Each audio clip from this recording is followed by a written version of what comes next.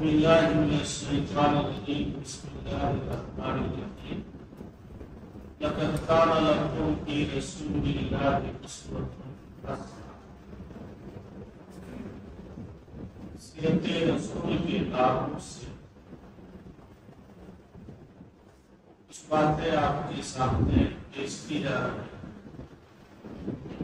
اس سے پہلے کے دروس میں پیارے پیغمبر محمد صلی اللہ علیہ وسلم کے بارے میں یہاں تک بتایا گیا تھا کہ جب آپ 8 سال کی عمر کو پہنچے تو آپ کے دادا عبدالمطلب کا انتقال ہوا۔ دادا عبدالمطلب کے انتقال کے بعد آپ کے سبھی چچا ابو طالب نے آپ کی کفالت کی۔ اب یہاں سے بات شروع ہوتی ہے کہ ابو طالب نے اپنے بھتیجے کی حق کی کفالت بڑی خوبی سے ادا کیا اور آپ کو اپنی سبھی اولاد سے زیادہ چاہتے تھے۔ آپ پر سبھی طور میں حقدار، بلکہ بعض مواقع ایسے بھی آئے کہ آپ نے اپنی سبھی اولادوں سے زیادہ پیارے پیغمبر کو پیار اور محبت تھا۔ کبھی کبھی ایسا ہوتا تھا کیونکہ ابو طالب قریش کے نمائندہ تھے، ان کے لیے الگ سے مسند کشتی تھی۔ ان کے خاندان میں ان کے خاندان کے اور بچوں کی جات نہیں ہوتی تھی، ان کی مسند ان کی جگہ پر بیٹھتے، لیکن اللہ کے رسول کو وہ خود پیار کی شفقت سے اپنے پاس قریب بیٹھاتے۔ دھیرے دھیرے جب اللہ کے رسول کی عمر 12 سال کی ہوئی اور ابو طالب ان کے ساتھ تجارت کے لیے جانے لگے تو اللہ کے رسول کو بھی ساتھ ہوا ان کے ساتھ تجارت کی طرف سے۔ 12 سال کی عمر اس زمانے میں جبکہ قافلے لوٹ لیے جائے کرتے تھے، سفر دشوار ہوتا تھا، پھر بھی اللہ کے رسول کو اپنے ساتھ لے گئے اور سفر میں واقعہ بھی پیش آیا جو اکثر سیرت نگاروں نے لکھا ہے کہ جب ان کے ساتھ میں ایک جگہ بصرہ آپ پہنچے تو وہاں کا راہب وہ اپنی خانقاہ سے نکل کر کے پہلی بار اور اللہ کے رسول کو دیکھ کر کے اس نے پیشی گوئی کی کہ یہ بہت بڑے آدمی بننے والے، بلکہ بعض نگاروں نے لکھا، مولانا صفی الرحمان مبارک پوری رحمہ اللہ نے لکھا ہے کہ جب قافلے نے وہاں پڑاؤ ڈالا کہ راہب اپنی گرجا سے نکل کر قافلے کے اندر آیا اور اس کی میزبانی کی، حالانکہ اس سے پہلے کبھی وہ اپنی گرجا سے نہیں نکلتا، اس نے رسول اللہ صلی اللہ علیہ وسلم کو آپ کے اوصاف کی بنیاد پر پہچان دی اور آپ کا ہاتھ پکڑ کر کہا کہ سید العالمین، اللہ انہیں رحمت للعالمین بنا کر بھیجے گا۔ ابو طالب نے کہا کہ یہ سب کچھ کیسے آپ کو معلوم ہوا؟ اس نے کہا کہ جب تم لوگ گھاٹی سے نکل کر کے یہاں آ رہے تھے تو میں نے دیکھا کہ جو بھی شجر اور حجر تھے سب سجدہ ریز، سب جھکے ہوئے تھے اور یہ مخلوقات نبیوں کے علاوہ کسی اور کے لیے نہیں جھکی۔ اسی بنیاد پر میں کہہ رہا ہوں کہ آگے چل کر کے رحمت للعالمین بنتے والے۔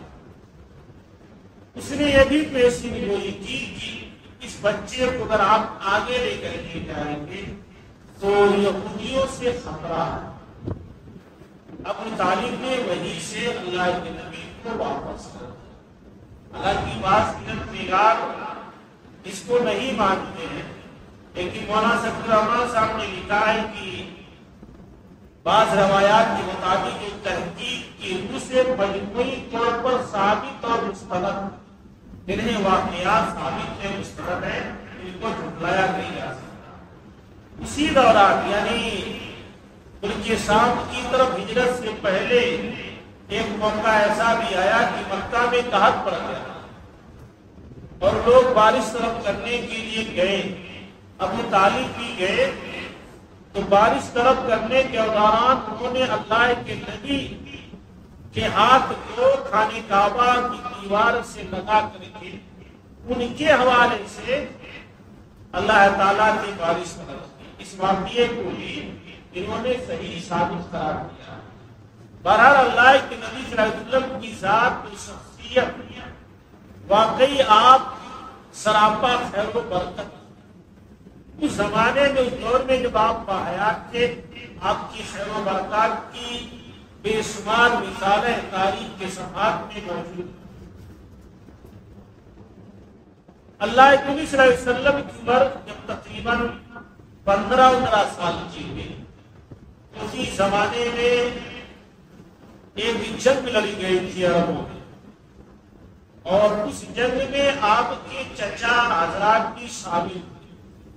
بعض سیرت نگاروں نے لکھا ہے کہ آپ بھی جنگ میں تھے، آپ نے لڑائی تو نہیں کی لیکن اپنے چچاؤں کو تیر وغیرہ اٹھا کر کے آپ دیتے تھے۔ اور اسی جنگ کے بعد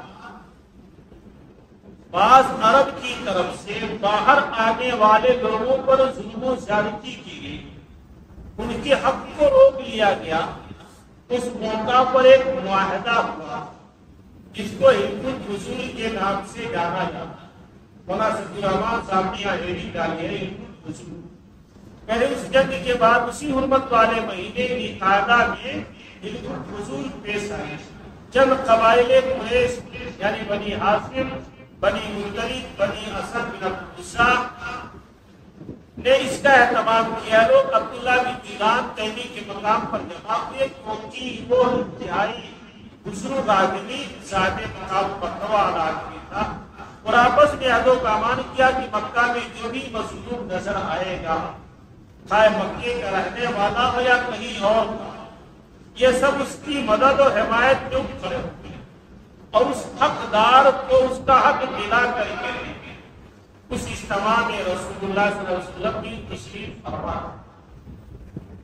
ابھی آپ کی عمر صرف 15 سال، یعنی بچپن ہی میں آپ کے اندر انسانی ہمدردی پیدا ہونی شروع ہو گئی۔ سماج میں ہونے والی ظلم و زیادتی کے خلاف آپ بھی شریک ہوتے۔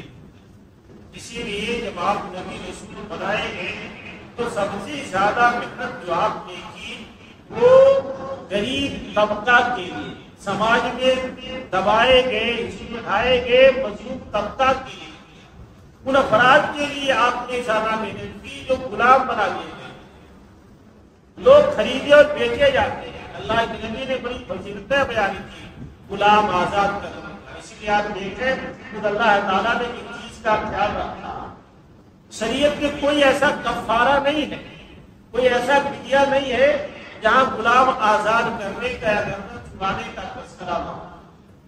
کوئی بھی غلطی کرو جہاں کفارے کی بات آئی ہے تو یہ ہے کہ ایک غلام آزاد، گردن چھڑاؤ، اتنے مسکینوں کو کھانا کھلاؤ، اتنا روزہ رکھو، مسکین کو کھانا کھلانا اور غریب طبقہ جو کہ غلام تھا اس کو آزاد کرانا، یہ ساری چیزیں نبی کے منصور میں داخل۔ اس موقع پر بھی آپ حضور میں شامل تھے، بلکہ پیغمبر ہونے کے بعد، نبی رسول ہونے کے بعد آپ کہا کرتے تھے کہ دور جاہلیت میں میں کیسے معاہدے میں شامل ہوا تھا، اگر اس طرح کا معاہدہ آج بھی کیا جائے مظلوموں کے تعلق سے، غریبوں کے تعلق سے، تو میں سب سے پہلے پیش کروں گا۔ میں آج بھی اس طرح کے معاہدے میں شریک رہنا چاہتا ہوں۔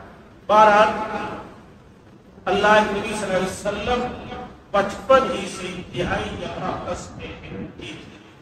صاحب رحم المختوم نے لکھا ہے نبی کی جفاکشی کی زندگی، اور ویسے بھی انسان چاہے بچپن ہو، جوانی ہو، بڑھاپا ہو، جب آدمی محنتی رہتا ہے، جفاکش رہتا ہے، اس کی زندگی بامقصد گزرتی ہے، اور ایسی صورت میں بہت سی جسمانی امراض میں محفوظ بھی رہتا ہے۔ بیماریاں عموماً انہی کو لاحق ہوتی ہوتی ہیں جن کی زندگی کا کوئی مقصد نہیں رہتا. ہم نے بہت سے ایسے واقعات پڑھے ہیں کہ لوگ بڑی بڑی بیماری میں مبتلا ہو گئے، لیکن جب ان کے ایک ٹارگیٹ ایک مقصد تھا تو بیماریوں کو سکتے اپنے منزل کی طرف رواں دوا رہے. تو ہمارے نبی بھی انتہائی زبردست اور بہترین انسان تھے. انہوں نے لکھا ہے کہ جوانی شباب میں بالکل جوانی کی حالت میں کوئی ایسا کام تو آپ کے لیے متعین نہیں تھا کیونکہ آپ کے سبھی چچا سباب پر مہربان تھے. البتہ یہ خبر متواتر ہے، یعنی بہت زیادہ مشہور ہے کہ آپ بچپن میں بکریاں چراتے. آپ نے بنی سعد کی بکریاں چرائیں جب آپ حلیمہ سعدیہ کے یہاں تھے، اور ایسے مکہ میں بھی آپ نے اہل مکہ کی بکریاں چند کی رات پر چرائیں. غالباً جوان ہوئے بھی تجارت کی طرف منتقل ہوئے، کیونکہ یہ روایت آتی ہے کہ آپ صاحب کی نیزی مخزومی کی تجارت کرتے تھے. حضرت خدیجہ کے مال کی تجارت سے آپ بہترین شریک تھے، بہترین ساجی دار تھے. نہ آپ میرا میری کرتے تھے، نہ لڑائی جھگڑا کرتے تھے، نہ آپ کے کاروبار میں کسی وقت دھوکہ تھا. چنانچہ صاحب فتح مکہ کے دن آپ کے پاس آئے تو آپ نے انہیں مرحبا کہا اور فرمایا میرے بھائی اور میرے شریک کو مرحبا. یعنی جو پارٹنر تھے آپ کے فتح مکہ کے بعد جب ملاقات ہوئی، گرچہ وہ کافی تھے لیکن بھی آپ نے ان کے ساتھ اچھا سلوک و برتاؤ کیا. 25 سال کی عمر ہوئی تو حضرت خدیجہ کا مال لے کر تجارت کے لیے ان کے ساتھ تشریف لے گئے. یعنی بالکل 20-22 سال ہی کی عمر سے آپ تجارت کی طرف مائل ہو گئے تھے، باقاعدہ تجارت کرتے تھے. اور اس زمانے میں جبکہ بار بار بیان کیا تھا، آپ سنتے ہیں کہ اربوں میں یہ خرابی تھی، یہ بیماری تھی، یہ برائی پائی جاتی تھی. اس زمانے میں بھی آپ انتہائی امانت دار تھے، انتہائی آپ باخلاق تھے. آپ کی امانت دیانت کا چرچا ہوتا، آپ کی امانت دیانت مشہور تھی. تو حضرت خدیجہ کا مال لے کر کے جب آپ تجارت کے لیے گئے اور حضرت خدیجہ نے آپ کے ساتھ اپنے گلاب کو بھی لگا دیا، اور جب تجارت کر کے واپس آئے تو بڑا نفع کمایا، بڑا منافع ہوا. اس سے پہلے حضرت خدیجہ کے کسی بھی مال میں نفع نہیں ہوا، نفع بھی ہوا. پلس گلاب نے آ کر کے اللہ کے نبی کے اخلاق کے بارے میں ایسی باتیں بتائی کہ حضرت خدیجہ رضی اللہ تعالیٰ عنہ جو بعد میں ازواج مطہرات میں شامل ہوئی، وہ آپ کے اخلاق سے بہت متاثر ہوئی. حضرت خدیجہ کی اس سے پہلے 2 بار شادی ہو چکی تھی. آپ کے پاس بڑے بڑے رشتے آئے، سب کو ٹھکرا دیا. لیکن جب اللہ کے نبی کے اخلاق کے بارے میں سنا تو انہوں نے پیشکش خود شادی کے لیے اللہ کے نبی کی طرف پیغام بھیجا. انہوں نے لکھا ہے کہ جب انہیں رسول کی راست کوئی امانت اور مکارم اخلاق کا علم ہوا تو انہوں نے ایک پیغام کے ذریعہ پیشکش کی کہ آپ ان کا مال لے کر تجارت کے لیے ان کے غلام میسرہ کے ساتھ ان کے ساتھ تشریف لے جائیں. دوسرے تاجروں کو جو کچھ دیتی ہم سے بہتر قیمت آپ کو دے گی. آپ نے ایک پیشکش قبول کر لی اور آپ ان کا مال لے کر ان کے غلام میسرہ کے ساتھ ملک کے سامنے تشریف لے گئے. جب آپ مکہ واپس تشریف لائے اور خدیجہ نے اپنے مال میں ایسی امانت و برکت دیکھی کہ اس سے پہلے کبھی نہ دیکھی تھی.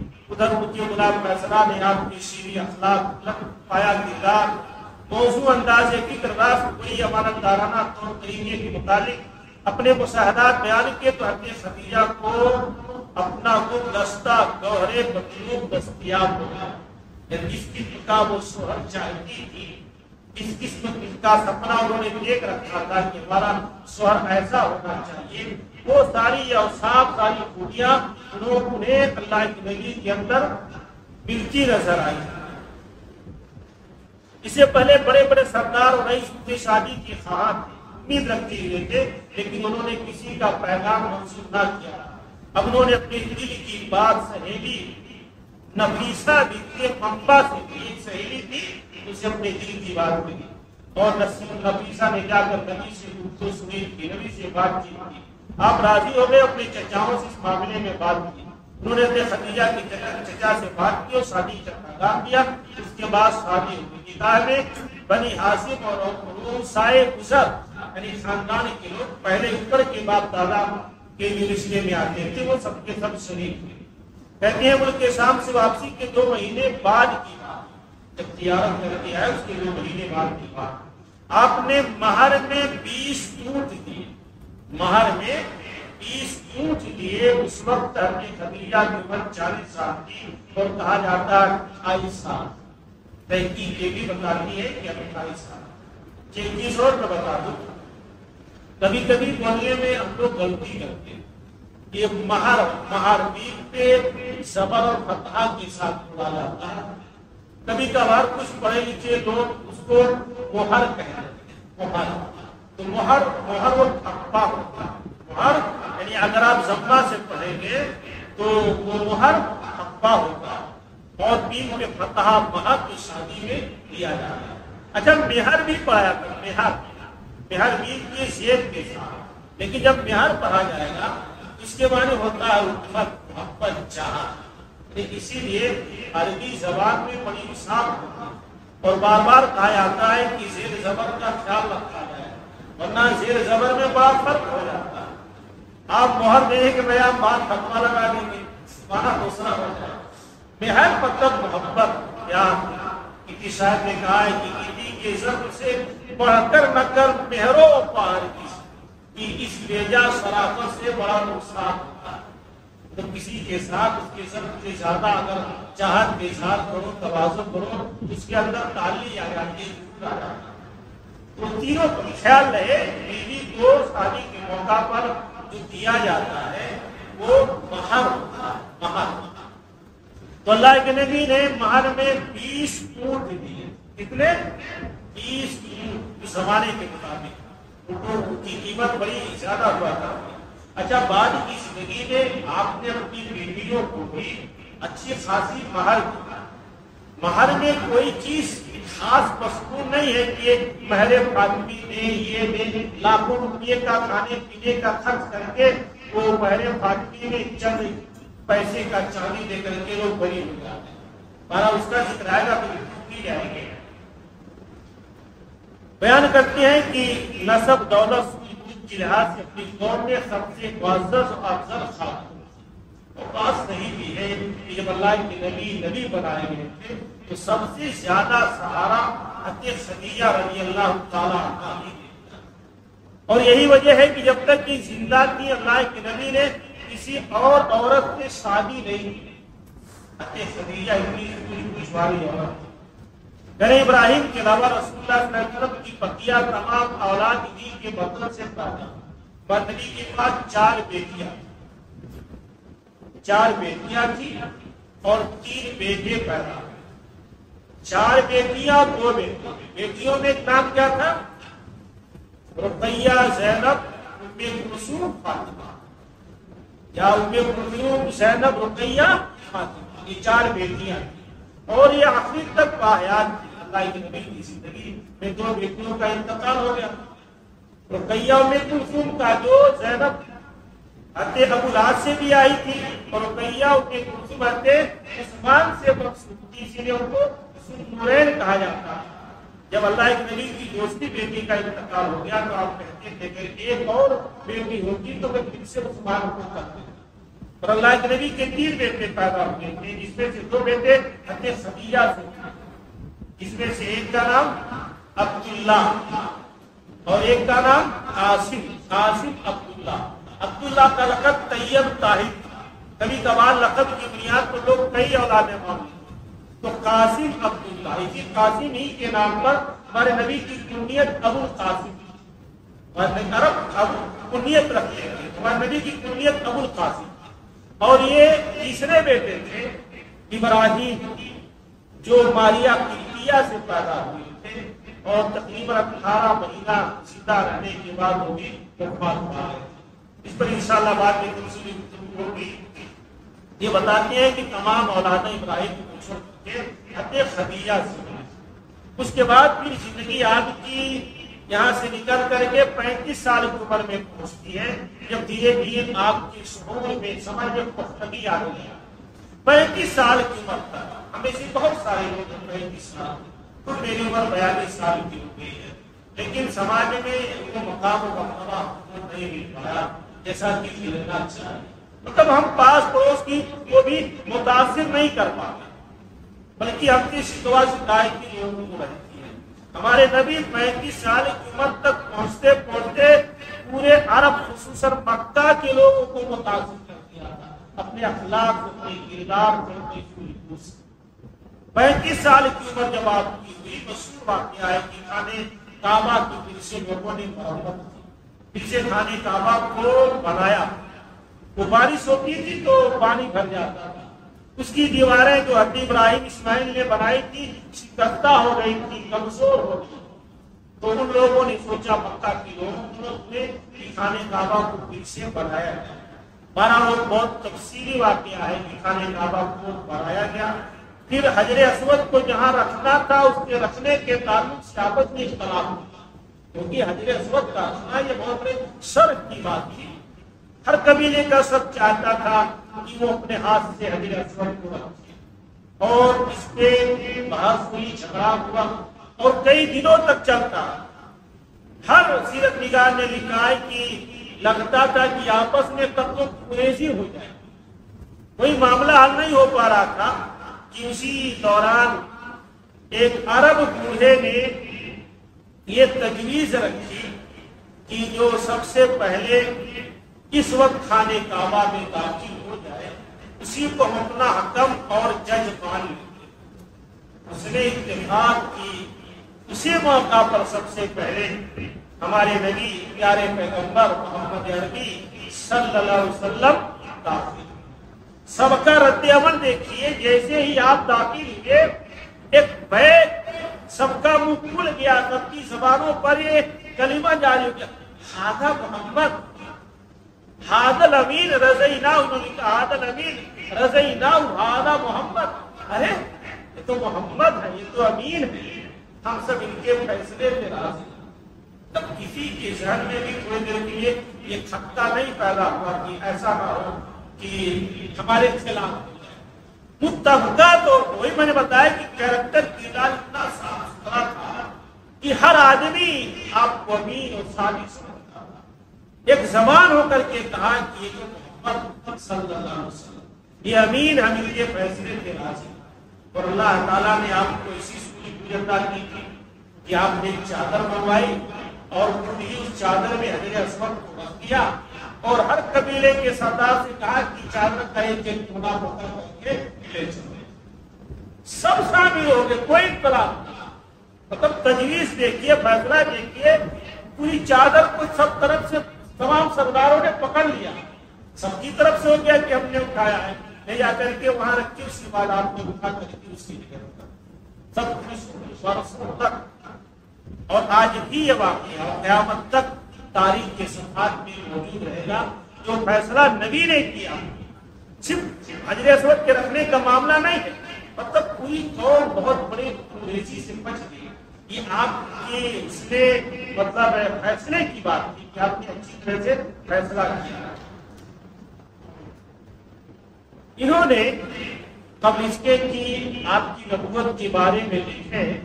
مولانا صفی الرحمان مبارکپوری نے نبوت سے پہلے کی آپ کی زندگی کا ایک خاکہ پیش کیا ہے بلکہ نچوڑ پیش کیا ہے.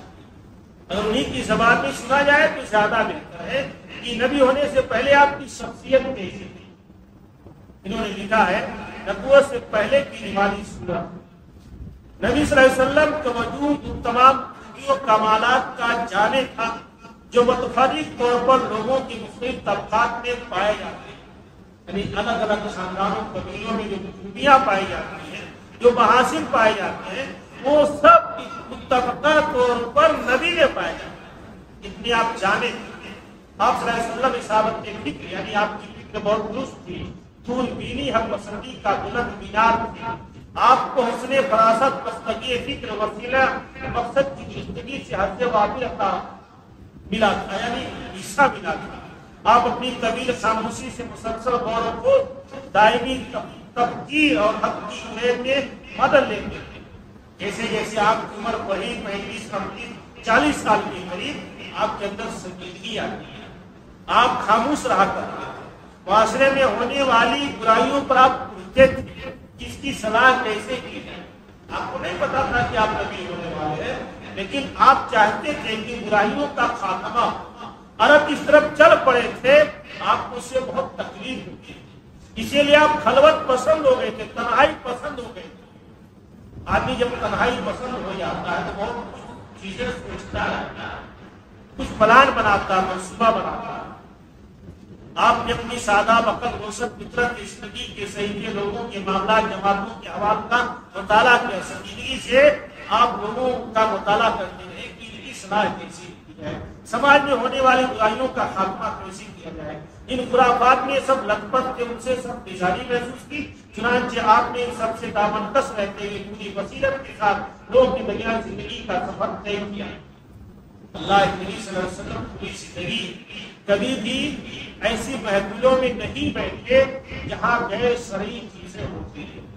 حتیٰ کہ آپ کی سیرت میں آتا ہے کہ عربوں میں جو ناچ گانے ہوتے تھے، خرافات ہوتے تھے، محفلیں جمتی تھی، آپ کبھی بھی اس میں شامل نہیں. اپنی زندگی میں 2 مرتبہ کوشش بھی کیا لیکن وہاں تک پہنچ ہی نہیں پائے.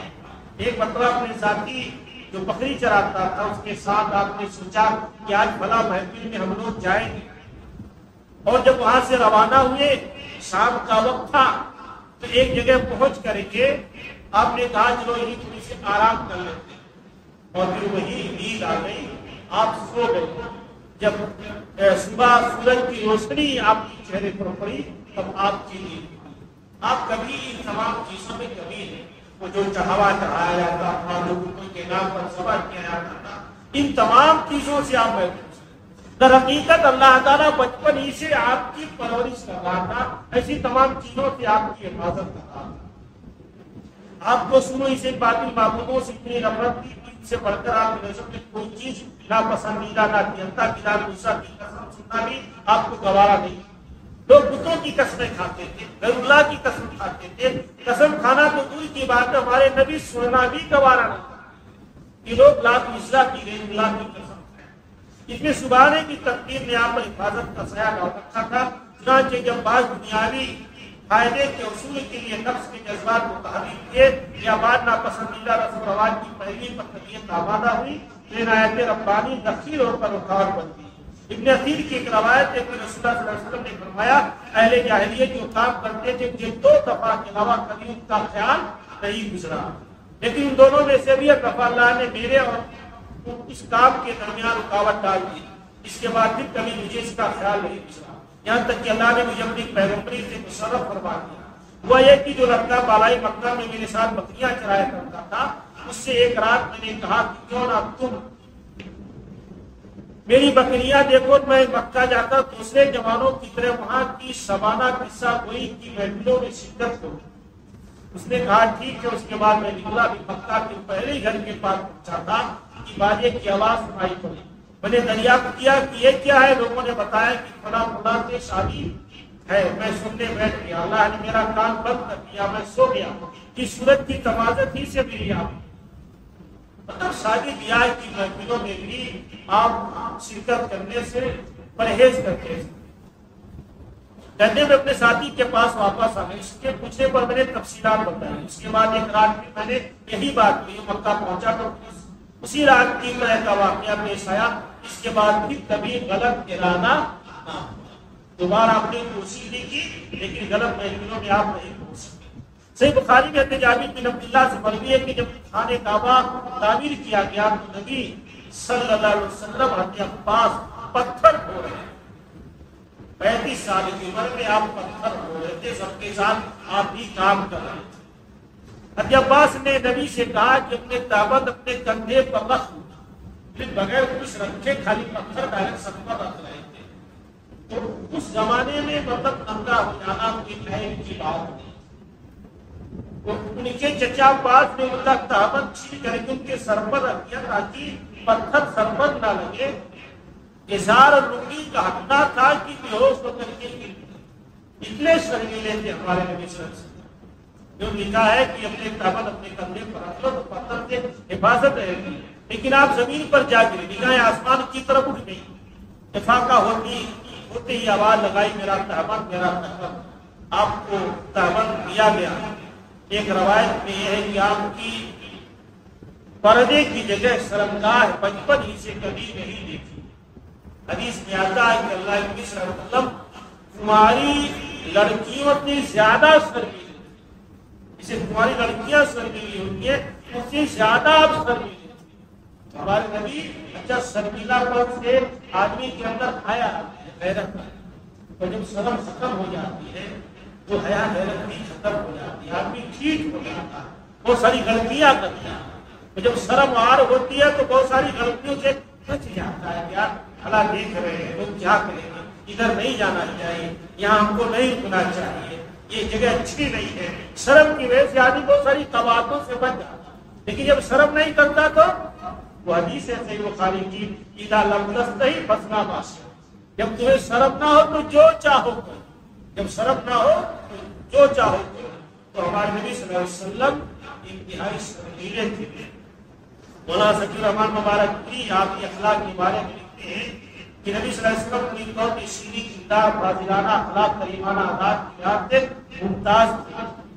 آپ سب سے زیادہ بامروت، سب سے زیادہ خوش اخلاق، سب سے زیادہ معزز ہمسایہ، سب سے بڑھ کر بلندیز، سب سے زیادہ راست گو، غریب، سچ بولنے والے، سب سے نرم پہلو، سب سے زیادہ پاک نفس، خیر میں سب سے زیادہ قریب، سب سے نیک عمل، سب سے بڑھ کر پابند عہد و پیمان.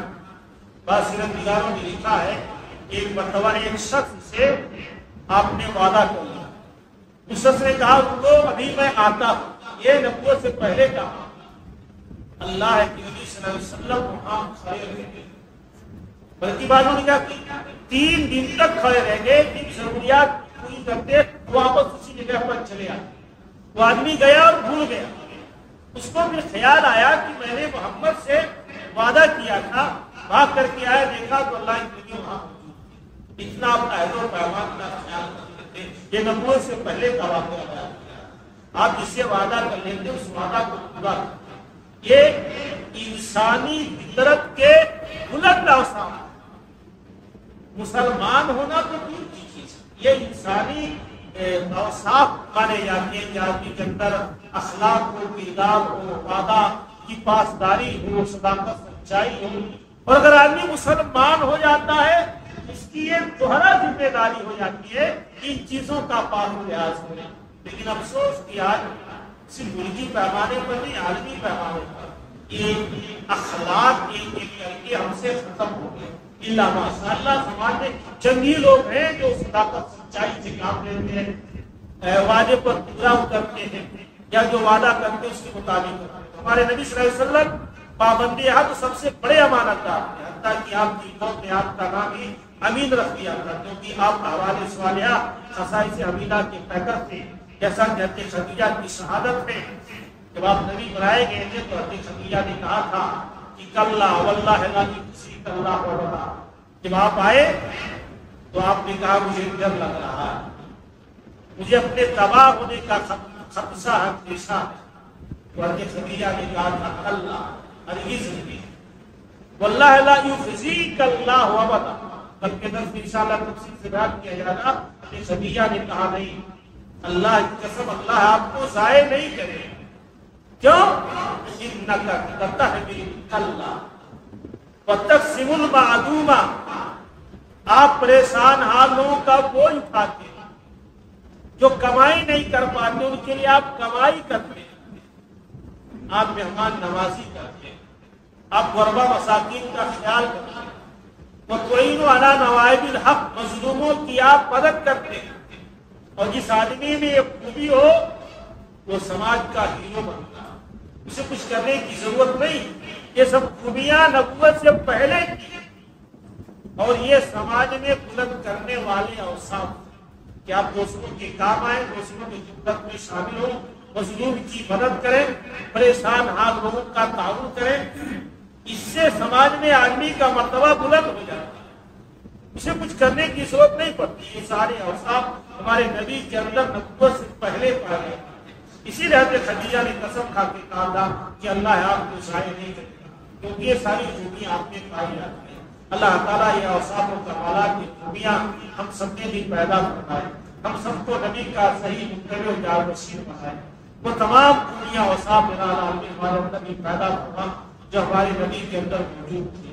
العالمین تمام لوگوں کو متبع کے کام و سنت کرا، نبی سے محبت کرنے کے ساتھ ساتھ نبی کے اقوال و فرامین پر عمل کرنے والا بنا۔